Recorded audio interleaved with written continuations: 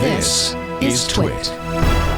It is time for a PSA, a public service announcement.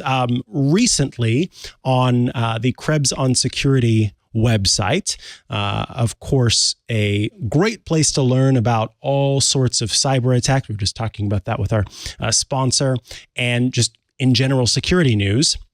There was a report of what is now being called an MFA bombing attack. And this is specifically targeting Apple users. And I've been speaking to people recently in IRL who have experienced a number of different phishing attempts that are similar to what I'm about to describe.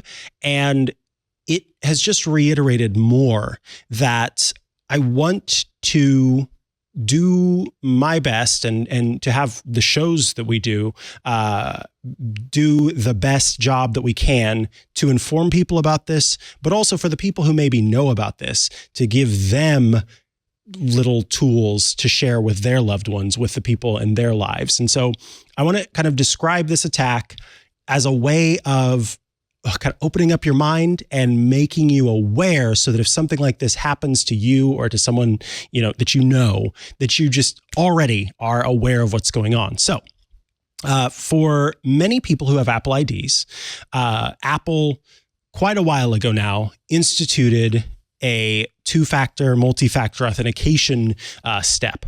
And the way that it works on Apple devices is you go to log in anywhere, and you are presented with a prompt that says, hey, someone's trying to log in, allow or don't allow, and a map pops up and it shows you where the login is coming from. And most of the time it's you, hopefully, logging in, and you choose allow, and a 6-digit number pops up, and you type that 6-digit number in, and then you're able to move forth. And this will pop up on all of your devices that are logged into your iCloud account, except for the one, of course, on which you're trying to log in. Although sometimes it does pop up there too, and you're going, why can't you just automatically paste the code? Anyway, that's beside the point. So in this MFA bombing attack, it's a little bit like what I've described as far as the way that the prompt pops up. But in this case, this is a person going to someone's account, logging in, and then not being able to log in because they don't have the password. So they go into the process of resetting the password. And when you do that, a notification pops up that says, would you like to use this iPhone to reset your Apple ID password? Apple instituted this feature to make it a little bit easier for people to reset their passwords. The idea is that if you're logged in on a device and you also have either authenticated that you are you by typing in your passcode or by Face ID or Touch ID authentication, then we can pretty much confirm that you are indeed you. And so if you're trying to log in to your account elsewhere, you're not able to, then you can reset your password by using that device where you have already proven that you're you.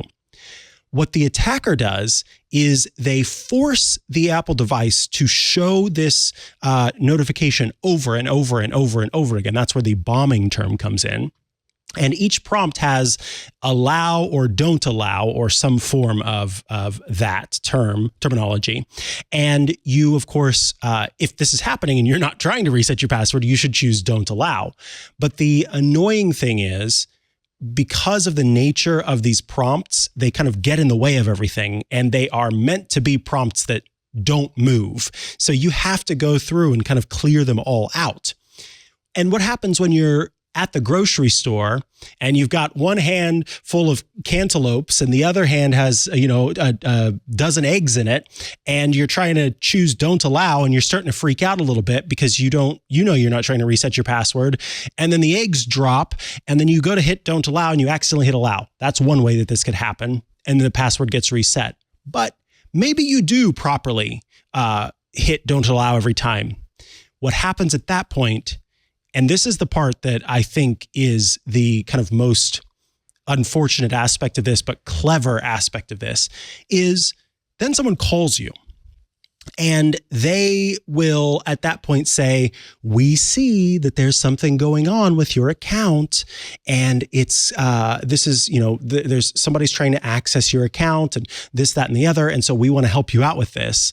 We're going to send you a PIN or some sort of prompt to confirm that you are you and that this is indeed your account to help you out with this. Of course, it's not actually an Apple support person. Instead, they are getting that PIN, that prompt to make it so that they can access and reset your password and gain access to your account. Now, I wanted to describe an example of this. It was a different attack vector, so to speak, where a family friend had Verizon. And the same thing was happening, was getting kind of prompts about the account being at risk and this and that and the other. And then someone called from Verizon and they cleverly had changed the caller ID so that it looked like it was coming from Verizon. And they spoke with the customer support person who said, we see that your account is under attack. We're going to close it down. We're going to do this, that, the other. Here's what I need from you. Luckily, the person that was the bad actor that was doing this horrible thing said something about, we'll need you to finish paying your bill over Zelle. And that was enough for the family member to go, oh, this is fake, and immediately hang up. The person then called the husband whose line was also on the account and tried the same thing. Luckily, they were together, they had talked, and so it didn't end up working out. But that this is going on in the first place, and that it so heavily plays on that moment of fear, I think is what's big. And I thought, Emily, this would be a good opportunity to just talk about, any tips that you might have as well. If you have any stories of, your family, friends having these kinds of issues, and just your thoughts in general on these new means of phishing attacks that frankly are just, iterations of how we've long dealt with these attempts at gaining access to our accounts. It's very important. And I think it's great that you are bringing this up to educate people, because one thing that really struck me about the screenshots that people who experienced this, they posted them on Twitter or X, and it just looks like a regular Apple pop-up. Like the font is the same, the way the pop-up looks, it has the rounded edges. It just looks like it's from Apple. So I'm not a security expert, but to me, it just plays into the whole, like, you can't believe what you see in your technology, which we're seeing a lot with AI. It's almost like, what am I even looking at here? And the thing that you mentioned where the pop-ups block ability to use your phone, it just looks like an Apple thing, an Apple pop-up. You're trying to, use your phone in the grocery store and you have to do something weird to get rid of them. It's like people should think that if I'm doing something weird on my phone, maybe there's something wrong, even if it looks like it's from Apple. I think that's the big thing. If you have a gut feeling that this is off, like, to listen to it. Absolutely. Right. Yeah. That more than anything. And that gut feeling is what I hope to give to more people and to instill in more people, because I'm proud of anyone at any time who ever mentions that they got a gut feeling and that they said, okay, I'm not doing this anymore. Because that's the thing. Too often you have people who go through this and they didn't catch it. And then they spend the whole time blaming themselves and beating themselves up for not realizing what was going on. And that is, don't take that frustration and anger and shame and throw it at yourself. It isn't your fault. It like all of that negativity should be cast at the person or the people who are doing this thing to you. And the thing is, it's so clever and it's so clearly it's insidious in a way, because it plays on our particular psychology. It is all about instilling a sense of fear and urgency such that we drop our guard a little bit in order to try to mitigate the risk. And that is not by accident that they are doing that. That is absolutely on purpose. And in the same way that, if a a big scary dog is, showing its teeth and growling at you, and its muscles are all tense and it looks like it's about to chase after you. You are probably not in that moment thinking about the eggs and the cantaloupe in your hands. You're probably just going to throw those to the side and get the heck out of there. That is that same situation here. This is trying to play on that fight or flight response and get you to not think. So in these times, trying to remember to think of this, and also, as you said, just kind of get in touch with that gut feeling and help to instill that gut feeling in others, I think will make all of the difference when it comes to this. And I think the best thing we can do, because people who are watching the show, they are probably not the people in most cases who are going to be duped by this, right?